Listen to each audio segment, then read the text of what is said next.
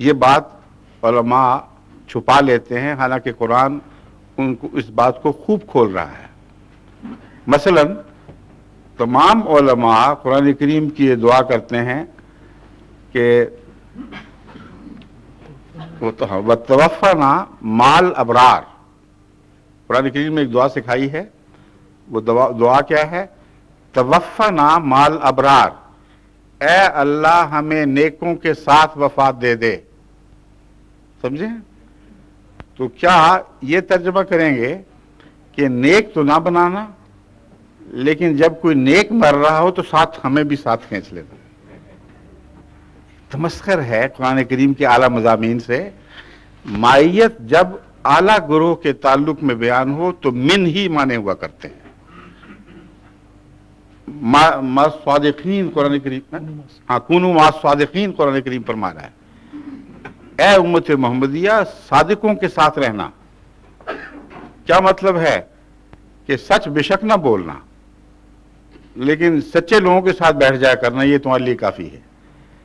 تو ان تمام مقامات پر جہاں فضیلت کے گروہ سے تعلق باندھا جا رہا ہو، وہاں ما کا معنی من ہوا کرتا ہے۔ اور قرآن کریم چونکہ بہت فصیح و بلیغ کلام ہے اور مستقبل پر نظر رکھتا ہے، اس لیے ما کہہ کر من کا ترجمہ بھی کر دیا، خود ہی فرما دیا من النبیین۔ بس اس ترجمے کی روح سے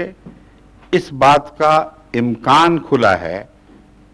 کہ محمد رسول اللہ صلی اللہ علیہ وآلہ وسلم کے غلاموں میں سے خدا ان 4 مراتب میں سے جو مرتبہ جس کے لیے مناسب حال سمجھے اس کو عطا کر دے، یہ امکان کھلا ہے۔ لیکن یہ مرتبہ اپنے درجہ کمال تک کتنوں کو ملے گا، اس کا فیصلہ کرنا کسی انسان کا اپنے کے بس کی بات نہیں، سوائے اس کے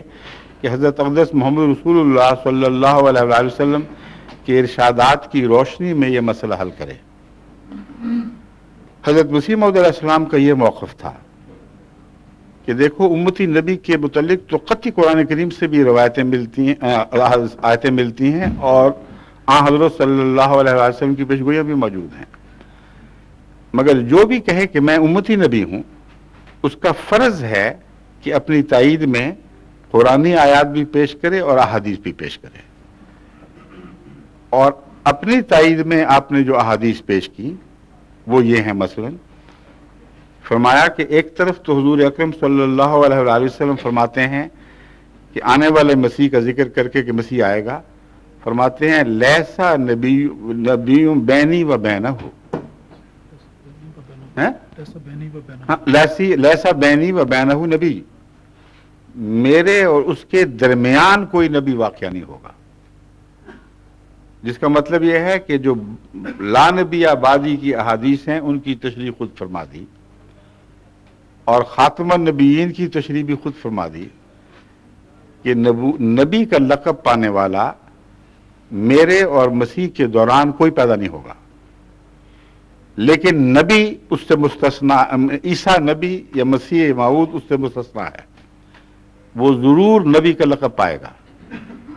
اور اس کی تائید میں مسلم کی یہ حدیث پیش فرمائی جس میں وضاحت اور قطعیت کے ساتھ آنے والے مسیح کا ذکر ہے، عیسیٰ نبی اللہ کا لفظ استعمال ہو رہے ہیں کہ پھر عیسیٰ نبی اللہ یہ کرے گا، پھر عیسیٰ نبی اللہ وہ کرے گا۔ 4 مرتبہ ایک ہی حدیث میں حضرت عیسیٰ علیہ السلام کو، ماضی والے نہیں، آنے والے عیسیٰ کو نبی اللہ فرمایا گیا ہے۔ بس حضرت مسیح موعود علیہ السلام نے اس سے یہ موقف اختیار کیا کہ جہاں تک میرا دعویٰ ہے، میرا دعویٰ اس حدیث اور آیات قرآنی کے منافی نہیں ہے۔ میں نے جہاں امتی نبوت کا دعویٰ کیا ہے وہاں مسیح موعود کا بھی دعویٰ کیا ہے، اور کوئی مسیح سچا مسیح ثابت نہیں ہو سکتا جب تک آن حضور کے فرمان کے مطابق 7 نبوت کا دعویٰ بھی نہ کرے، کیونکہ ان دونوں کو آپ نے باندھ دیا ہے۔ اس لیے علماء سے پوچھیں، یہ آپ کا کام ہے، ان سے پوچھیں کہ تم مسیحیت کا انکار کر رہے ہو اس بنا پر کہ اس نے نبوت کا دعویٰ کر دیا ہے، اور اگر وہ نبوت کا انکار کرتا تو یہ حدیث تم اس کے سامنے لا کھڑا کرتے، کہ تم کیسے مسیح سچے ہو گئے، محمد رسول اللہ تو مسیح کو نبی اللہ کہہ رہے ہیں،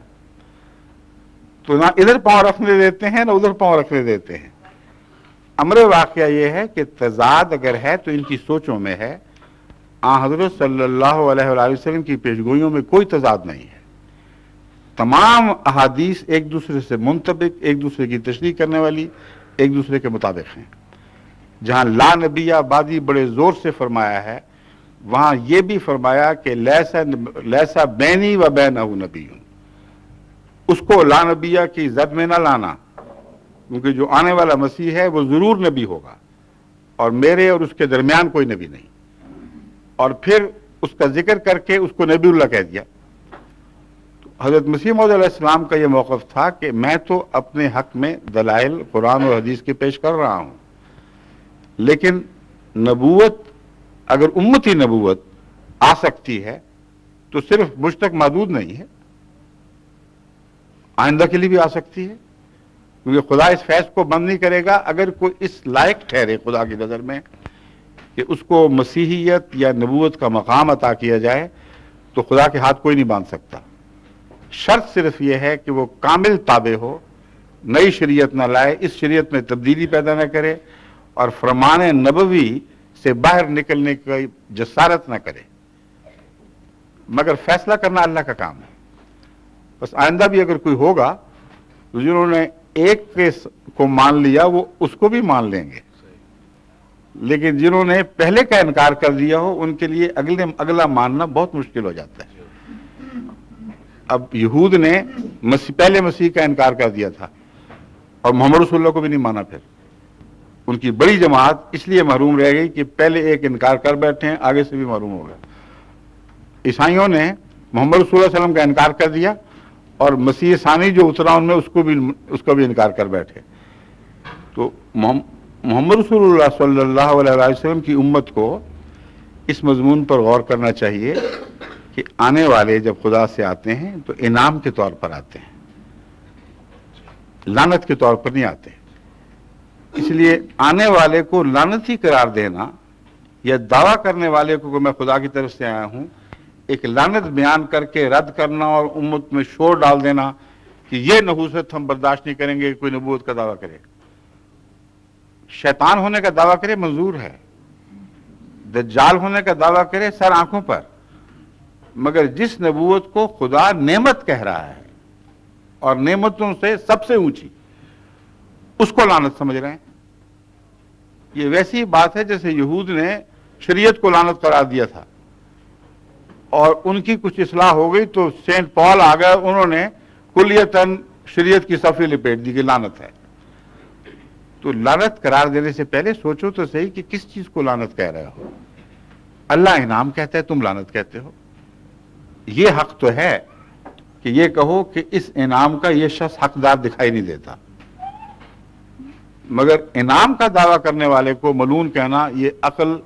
اور کتاب کے فیصلے کے خلاف ہے۔ ٹھیک ہے، اللہ حافظ۔